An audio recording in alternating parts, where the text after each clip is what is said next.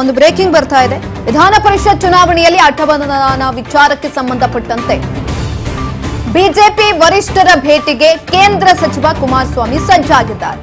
ಅಡ್ಡ ಮತದಾನದ ವರದಿ ಸಮೇತ ಬಿಜೆಪಿ ವರಿಷ್ಠರ ಭೇಟಿಗೆ ಸಜ್ಜಾಗಿರುವಂತದ್ದು. ಇಂದು ಬಿಜೆಪಿ ನಾಯಕರನ್ನ ಎಚ್ಡಿಕೆ ಭೇಟಿ ಮಾಡುವಂತಹ ಸಾಧ್ಯತೆ ಕೂಡ ಇದೆ. ಜೆಡಿಎಸ್ ಬಿಜೆಪಿಯಿಂದ 11 ಅಡ್ಡ ಮತದಾನದ ಲೆಕ್ಕಾಚಾರದ ಪರಿಶೀಲನೆ ಆಗ್ತಾ ಇರುವಂತದ್ದು. ಅಡ್ಡ ಮತದಾನದ ವರದಿ ಸಮೇತ ಬಿಜೆಪಿ ನಾಯಕರ ಭೇಟಿಯಾಗುವಂತಹ ಸಾಧ್ಯತೆ ಇದೆ. ಕೇಂದ್ರ ಗೃಹ ಸಚಿವ ಅಮಿತ್ ಶಾ ಭೇಟಿಗೆ ಎಚ್ಡಿಕೆ ಮುಂದಾಗ್ತಿದ್ದಾರೆ. ವಿಧಾನ ಪರಿಷತ್ನಲ್ಲಿ ಅದರಲ್ಲೂ ಕೂಡ ಚುನಾವಣೆ ಆದಂತಹ ಸಂದರ್ಭದಲ್ಲಿ ಕೆಲವೊಂದಷ್ಟು ಜನರು ಪಕ್ಷದ್ರೋಹವನ್ನ ಮಾಡಿದ್ರು.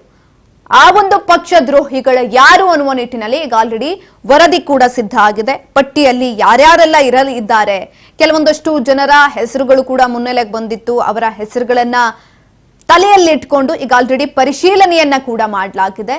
ಇದೀಗ ಆ ವರದಿ ಕೊಡುವುದರ ಜೊತೆಗೆ ಎಚ್.ಡಿ. ಕುಮಾರಸ್ವಾಮಿ ಅವರು ಕೂಡ ವರಿಷ್ಠರನ್ನ ಭೇಟಿಯಾಗುವಂತಹ ಸಾಧ್ಯತೆಗಳಿದೆ. ವರಿಷ್ಠರನ್ನ ಭೇಟಿ ಆಗ್ತೀನಿ ಅಂತ ಕುಮಾರಸ್ವಾಮಿ ಅವರು ಹೇಳ್ತಾ ಇರುವಂತದ್ದು. ಎಸ್ ಬಸವರಾಜ್ ಅವರು ಸಂಪರ್ಕದಲ್ಲಿದ್ದಾರೆ, ಮಾತನಾಡಿಸ್ತಾ ಹೋಗೋಣ. ಎಸ್ ಬಸವರಾಜ್, ಇದೀಗ ಕುಮಾರಸ್ವಾಮಿ ಕೂಡ ವರಿಷ್ಠರನ್ನ ಭೇಟಿ ಆಗೋದಕ್ಕೆ ಮುಂದಾಗ್ತಿದ್ದಾರೆ. ಹೆಚ್ಚಿನ ಮಾಹಿತಿ ಕೊಡೋದಾದ್ರೆ. ಸುಕನ್ಯಾ, ಈಗಾಗಲೇ ಬಿಜೆಪಿ ಮತ್ತು ಜೆಡಿಎಸ್ ಎರಡೂ ಪಕ್ಷದಲ್ಲೂ ಸಹಿತ ಶಾಸಕರು ಅಡ್ಡ ಮತದಾನ ಕೂಡ ಮಾಡಿರ್ತಕ್ಕಂಥದ್ದು. ಮೈತ್ರಿಗೆ ಇದು ದೊಡ್ಡ ಮಟ್ಟಿಗೆ ಕೂಡ ಎಡವಟ್ಟು ಕೂಡ ಅಂತಾನೂ ಕೂಡ ಹೇಳ್ಬಹುದು. ಮತ್ತೆ ಮುಂದೆ ಬರ್ತಕ್ಕಂಥ ಚುನಾವಣೆಗಳು ಕೂಡ ಇದು ಎಫೆಕ್ಟ್ ಆಗುವಂತ ಸಾಧ್ಯತೆ ಇದೆ. ಹಾಗಾಗಿ ಇದನ್ನ ಗಂಭೀರವಾಗಿ ಕೂಡ ಬಿಜೆಪಿ ಹೈಕಮಾಂಡ್ ನಾಯಕರು ಕೂಡ ಪರಿಗಣಿಸಿದ್ದಾರೆ. ಅದರ ಜೊತೆಗೆ ಜೆಡಿಎಸ್ ನ ನಾಯಕರಾಗಿರ್ತಕ್ಕಂಥ ಕುಮಾರಸ್ವಾಮಿ ಅವರು ಕೂಡ ಇದನ್ನ ಗಂಭೀರವಾಗಿ ಕೂಡ ಪರಿಗಣಿಸಿದ್ದಾರೆ. ಹಾಗಾಗಿ ಎರಡೂ ಪಕ್ಷದಲ್ಲಿಯೂ ಕೂಡ ಈ ಅಡ್ಡ ಮತದಾನ ಆಗ್ಲಿಕ್ಕೆ ಏನ್ ಕಾರಣ ಅನ್ನುವಂತ ತಿಳಿದುಕೊಳ್ಳುವಂತ ಪ್ರಯತ್ನವನ್ನ ಎರಡೂ ಪಕ್ಷದ ನಾಯಕರು ಕೂಡ ಮಾಡ್ತಾ ಇದ್ದಾರೆ. ಇದೀಗ ಬಿಜೆಪಿ ನಾಯಕರು ಸತ್ಯಶೋಧನಾ ಸಮಿತಿ ರಚನೆ ಮಾಡಿದ್ದಾರೆ. ಇದೀಗ ಕುಮಾರಸ್ವಾಮಿ ಅವರು ಕೂಡ ಯಾವೆಲ್ಲ ಶಾಸಕರು ಮಾಡಿದ್ದಾರೆ ಅನ್ನುವಂಥದ್ರ ಮೇಲೆ ಕೂಡ ಹೆಚ್ಚಿನ ನಿಗಾ ವಹಿಸಿದ್ದಾರೆ ಮತ್ತು ಅದರ ಮಾಹಿತಿಯನ್ನು ಕೂಡ ಪಡೆದುಕೊಂಡಿದ್ದಾರೆ.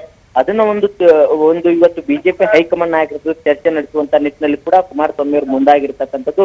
ಈಗಾಗಲೇ ಕೇಂದ್ರ ಗೃಹ ಸಚಿವರಾಗಿರ್ತಕ್ಕಂಥ ಅಮಿತ್ ಶಾ ಅವರನ್ನ ಭೇಟಿಗೂ ಕೂಡ ಮುಂದಾಗ್ತಾ ಇದ್ದಾರೆ.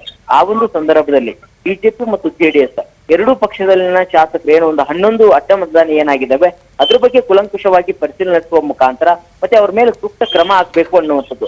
ತಾವು ನನ್ನ ಪಕ್ಷದಲ್ಲಿ ಅಡ್ಡ ಮತದಾನ ಮಾಡಿದಂತವರ ಮಾಹಿತಿ ಇದೆ, ಅವ್ರ ಮೇಲೆ ನಾನು ಸೂಕ್ತವಾಗಿ ಕ್ರಮವನ್ನು ಕೈಗೊಳ್ತೇವೆ. ತಾವು ಕೂಡ ತಮ್ಮ ಒಂದು ಪಕ್ಷದಲ್ಲಿ ಕೂಡ ಬಹುದೊಡ್ಡ ಪಕ್ಷ, ಶಿಸ್ತಿನ ಪಕ್ಷ, ಇಂಥದ್ರಲ್ಲಿ ಒಂದು ಅಡ್ಡ ಮತದಾನ ಆದಂತಹ ಸಂದರ್ಭದಲ್ಲಿ ನೀವು ಕೂಡ ಸೂಕ್ತ ಕ್ರಮ ಕೈಗೊಳ್ಬೇಕು.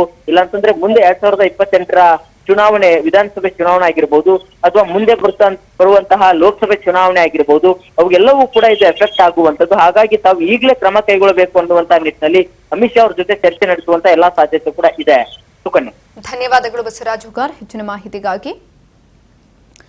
ಎಸ್ ನೋಡಿ, ಇಂದು ವರದಿ ಕೂಡ ಸಲ್ಲಿಕೆ ಆಗುತ್ತೆ. ಪಟ್ಟಿಯಲ್ಲಿ ಕೆಲವೊಂದಷ್ಟು ಹೆಸರುಗಳು ಕೂಡ ಉಲ್ಲೇಖ ಆಗಿದೆ. ಸತ್ಯಶೋಧನಾ ಸಮಿತಿ ಇಂದು ತನ್ನ ಅಂತಿಮ ವರದಿಯನ್ನ ರಾಜ್ಯ ಬಿಜೆಪಿ ಅಧ್ಯಕ್ಷ ಬಿವೈ ವಿಜೇಂದ್ರ ಹಾಗೂ ವಿಪಕ್ಷ ನಾಯಕ ಆರ್ ಅಶೋಕ್ ಅವರಿಗೆ ಸಲ್ಲಿಕೆ ಮಾಡುತ್ತೆ. ಸೀಕ್ರೆಟ್ ವೋಟಿಂಗ್ ಮಾಡಿದ್ದೀವಿ ಅಂತ ಅನ್ಕೊಂಡಿದ್ರು. 9 ಸಂಶಯಾಸ್ಪದ ಶಾಸಕರ ಪಟ್ಟಿಯನ್ನ ಈಗಾಗಲೇ ಸಿದ್ಧಪಡಿಸಲಾಗಿದೆ. ಕೇಂದ್ರ ಸಚಿವ ಪ್ರಹ್ಲಾದ್ ಜೋಶಿ ಅವರು ಹೇಳುವಂತೆ ಈಗ ಆಲ್ರೆಡಿ ಹೈಕಮಾಂಡ್ ಎಲ್ಲವನ್ನ ಗಮನಿಸ್ತಾ ಇದೆ ಅಂತ ಕೂಡ ಹೇಳಿರುವಂತದ್ದು.